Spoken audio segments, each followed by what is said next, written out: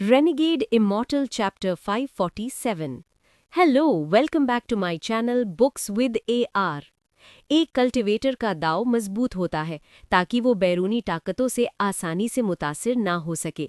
ये एक दांव हार्ट है। डेमोनिक रास्ते पर चलना एक सर्द हवा से गुजरने जैसा है जो जिस्म को चीर देती है, दिल पर हमला करती है और रूह पर कब्जा कर लेती है। जिस लम्हे वैंगलिन की आंखें साफ हुईं, उनमें हैरत की झलक थी। उसकी कल्टीवेशन और मजबूत दाव हार्ट के साथ जो कुछ उसने अभी तजुर्बा किया था वो एक तबाही की तरह था। यादें माजी डरावनी नहीं होती, डरावनी बात यह होती है जब कोई अपनी यादों में मुकम्मल तौर पर खो जाए और खुद को इससे बाहर ना निकाल सके। अगर ये मामूल की बात होती तो वैंगलिन के साथ ऐसा ना होता, लेकिन वैंगलिन अभी अभी डेमोनिक रास्ते पर चला था। अगरचे उसने इसे दबा दिया था, लेकिन उसके जिस्म में अभी भी कुछ डेमोनिक आइडियल्स थे और यही उसकी यादें माजी का जरिया था। कदीम ज़माने में कल्टीवेटर्स का मानना था कि डीमंस लोगों के जिस्मों पर हमला करते हैं। वो ऐसा इसलिए मानते थे क्योंकि उनका ख्याल था कि ये नामालूम डीमंस आसमानों के साथ मिल गए हैं, ना दिखाई देने वाले हैं और इन कल्टीवेटर्स पर कब्जा करने की कोशिश करते हैं जो आसमानों को समझ रहे होते हैं। दूसरे जाविये से इसका मतलब ये है कि वो हर जगह है। बैरूनी डीमन उनके जिस्म में दाखिल होता है, कल्टीवेटर की दाव फायर को एक्टिवेट करता है ताकि उनकी ओरिजिन सोल को जला सके और इस तरह कल्टीवेटर की जिंदगी हासिल कर लेता है, उनके दाव हार्ट को तबाह कर देता है। कदीम कल्टीवेटर्स की नज़रों में ये डीमंस बहुत खौफनाक थे। अगर वो एक गलती करते और डीमंस को अपने जिस्मों में दाखिल होने देते तो वो उन्हें हमेशा के लिए बर्बाद कर देते। जैसे जैसे कदीम कल्टीवेटर्स मरते गए और कल्टीवेशन अलायंस ने कब्जा कर लिया, बैरूनी डीमंस की बात गायब हो गई और उसकी जगह मंतकी तज्जिए और अक्ली हिसाबात ने ले ली। कल्टीवेशन अलायंस ने इन डीमंस के वजूद को रद्द कर दिया। इसके बजाय उनका मानना है कि ये दर हकीकत एक डेमोनिक आइडियल है जो किसी के अपने जिस्म में पैदा होता है। ये डेमोनिक आइडियल उस चीज़ के मुताबिक नहीं होता जो कल्टीवेटर्स आसमानों से समझते हैं और इस तरह अदम तवाजुन पैदा करता है। किसी का यिन और यांग सही तरीके से हरकत नहीं कर रहा होता और उनका दाव हार्ट गैर मुस्तहकम होता है, जिससे एक वहम पैदा होता है जो दिल को मुतासिर करता है। यही वैंगलिन के साथ अभी हुआ था। प्लैनेट सुजाकू वापस जाने की उसकी ख्वाहिश उसके डेमोनिक आइडियल का उरूज थी। अगर ये जारी रहता तो वैंगलिन खुद ही बेदार हो जाता, लेकिन इसमें लगने वाला वक्त कम या बहुत ज्यादा हो सकता था। डीमन सोल्जर्स के नमूदार होने और उनकी डेमोनिक स्पिरिचुअल एनर्जी ने वैंगलिन को अपनी कैद में एक रास्ता ढूंढने का मौका दिया। जिस लम्हे 6 डीमन सोल्जर्स की डेमोनिक स्पिरिचुअल एनर्जी बाहर निकली, वैंगलिन को वजाहत का एक लम्हा मिला। अगरचे ये सिर्फ एक लम्हा था, लेकिन ये उसके लिए काफी वक्त था। उसने जरा भी हिचकिचाहट नहीं की। Demonic spiritual energy demon crystal से बाहर निकली और तेजी से उसके जिस्म के अंदर हरकत करने लगी। जब डेमोनिक स्पिरिचुअल एनर्जी उसके जिस्म में मौजूद सेलेस्टियल स्पिरिचुअल एनर्जी से टकराई तो इसने एक वॉर्टेक्स बनाया। ये तब बना जब demonic spiritual energy celestial spiritual energy के साथ मिल गई। डीमन स्पिरिट लैंड में बैरूनी लोगों के लिए demonic spiritual energy celestial spiritual energy के मुतबादिल की तरह थी। जब demonic spiritual energy celestial spiritual energy में मिल जाती है तो ये उनकी सेलेस्टियल स्पिरिचुअल एनर्जी को बढ़ा सकती है। वैंगलिन ने अभी तक इन्हें फ्यूज नहीं किया था क्योंकि वो सही वक्त का इंतजार कर रहा था। फ्यूजन ही वो वजह थी कि वो 6 डीमन सोल्जर्स की डेमोनिक स्पिरिचुअल एनर्जी को निगलने के काबिल हुआ था। अगरचे ऐसा लगता है कि इसमें काफी वक्त लगा, लेकिन ये सब एक पल में हुआ। जब 13 ने देखा कि वैंगलिन नॉर्मल हो गया है तो उसने राहत की बड़ी सांस ली। उसके दिल में जब तक वैंगलिन यहाँ था कुछ भी मसला नहीं था। वो फौरन वैंगलिन के पास पहुंचा और सर्द नजरों से डीमन सोल्जर्स को देखा।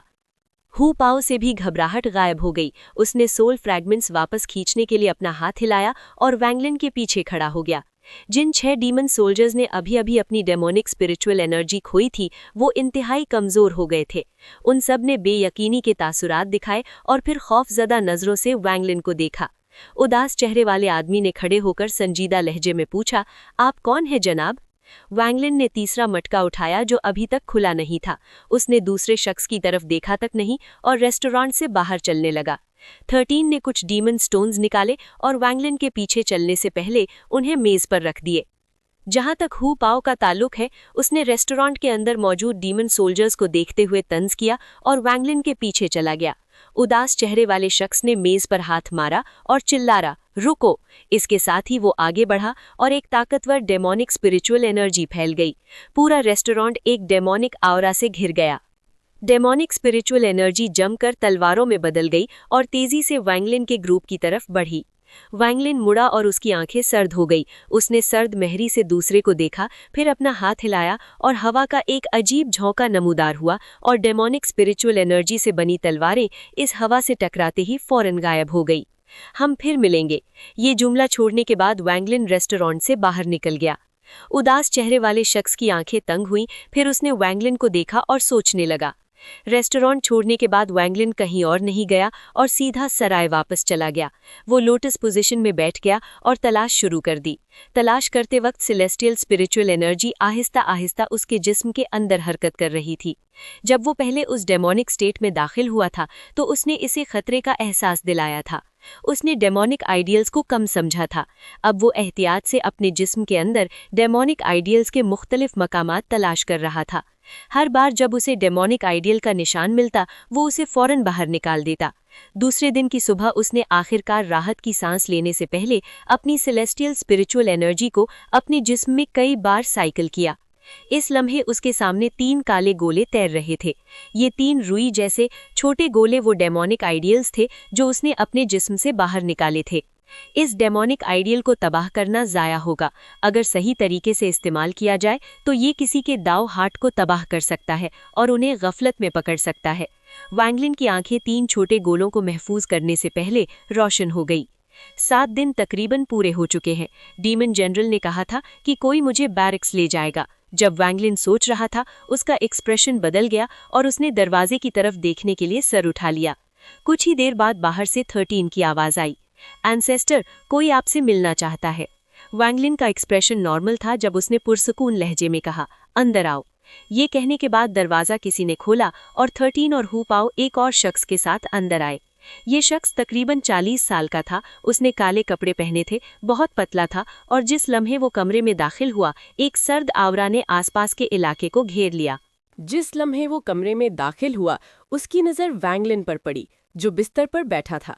वैंगलिन का जायजा लेने के बाद उसने हाथ जोड़े और कहा, सलाम कमांडर वैंग।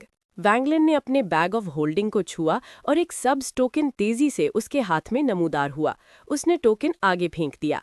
फौज के स्टीवर्ड ने टोकन पकड़ा, गौर से देखा, सर हिलाया और वापस कर दिया। फिर उसने अपना होंठ काटा और हवा में लकीर खींची। जल्द ही हवा में एक खून जैसा सुर्ख फॉर्मेशन बन गया। ये फॉर्मेशन बहुत पेचीदा लग रहा था लेकिन वैंगलिन उसे थोड़ा समझ सकता था। वैंगलिन ने टोकन वापस लिया और आहिस्ता से कहा, ट्रांसफर एरे।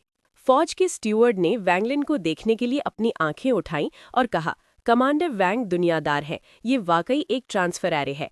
ताहम ये आप कल्टीवेटर्स के ट्रांसफर एरे से मुख्तलिफ है। ये डीमन एम्परर ने बनाया था ताकि मखसूस मकामात पर मुंतकिली के लिए इस्तेमाल किया जा सके।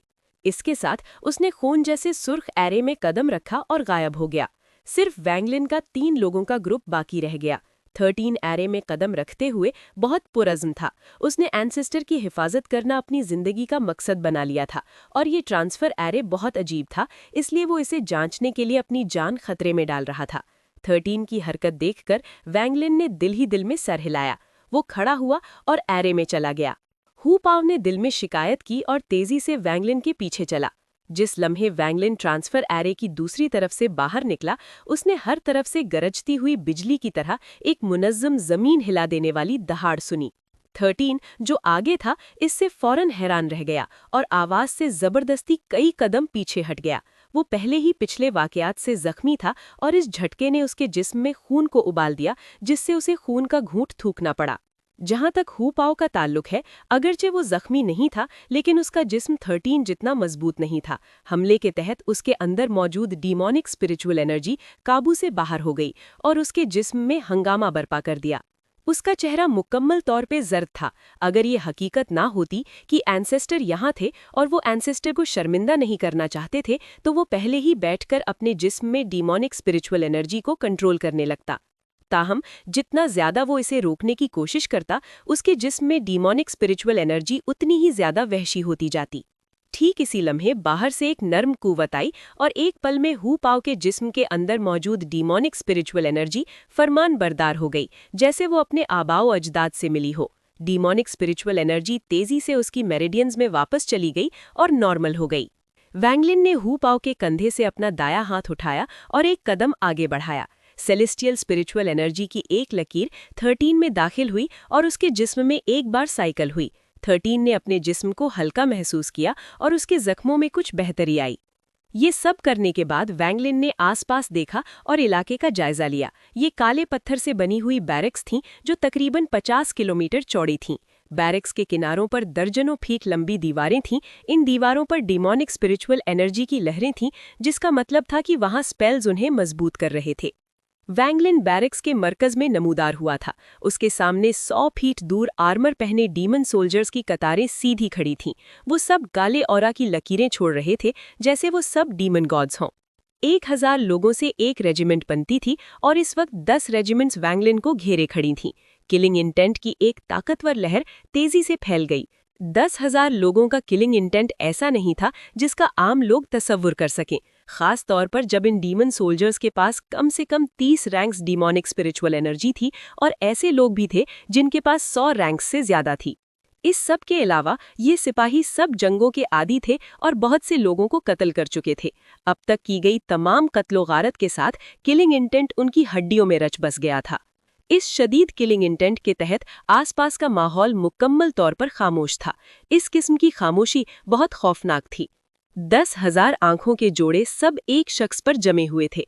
उनकी निगाहों का मरकज वहीं था जहां वो अपना सारा किलिंग इंटेंट मरकूज कर रहे थे। ये 10,000 निगाहें 10,000 फ्लाइंग स्वॉर्ड से कमजोर नहीं थीं। वैंगलिन मरकज में मुकम्मल तौर पर पुरसुकून खड़ा था। वाहिद चीज जो इन 10,000 निगाहों को वापस देख रही थी वो उसकी सर्द आंखें थीं। उम्मीद है आपको ये वीडियो पसंद आई होगी। अगर आपको ये पसंद आई है तो प्लीज़ चैनल को सब्सक्राइब करें, इस वीडियो को लाइक करें और अपने दोस्तों के साथ शेयर करें। अगली वीडियो तक के लिए अल्लाह हाफिज़।